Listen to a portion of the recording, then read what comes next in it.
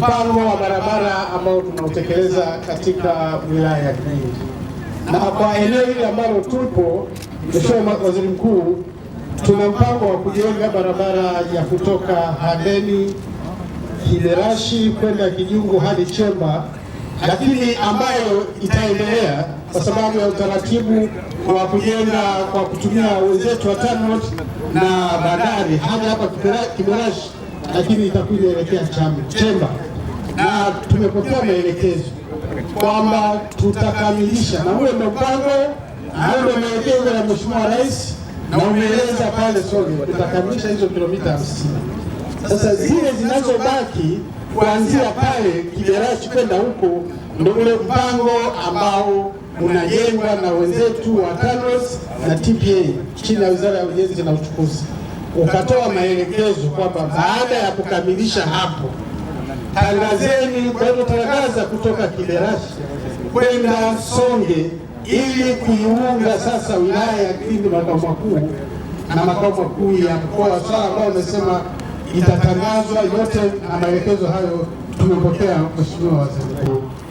La barabara, Mheshimiwa Naibu Waziri nimesema tunaweka kipaumbele kwenye miradi ambayo inaendelea. Kuna kilomita ambazo tayari zina wakandarasi.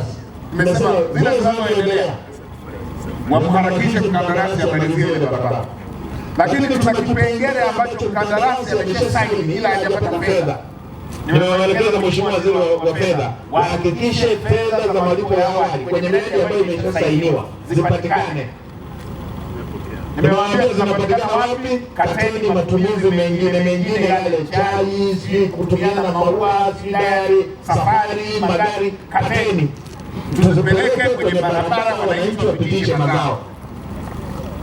Na tumekubaliana na hilo tunalifanya, hakikisheni kabla hatujaenda kwenye bunge la bajeti wakandarasi ambao wameshasaini mikataba wapate fedha za awali waendelee na ujenzi wa miradi ya maendeleo.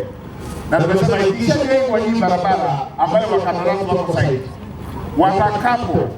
watakapokuwa wanatangaza ile inayofuata, waitangaze kipengele chochote kilichosalia, kipande chochote kilichosalia mpaka makao makuu ya wilaya.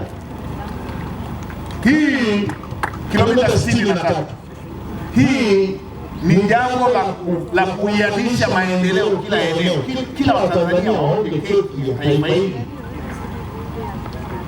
Kuna maeneo mengine walishazoea lami hata mpaka wanabadilisha kama koti. Sasa lazima tupeleke maeneo ambayo hayajaonja lami.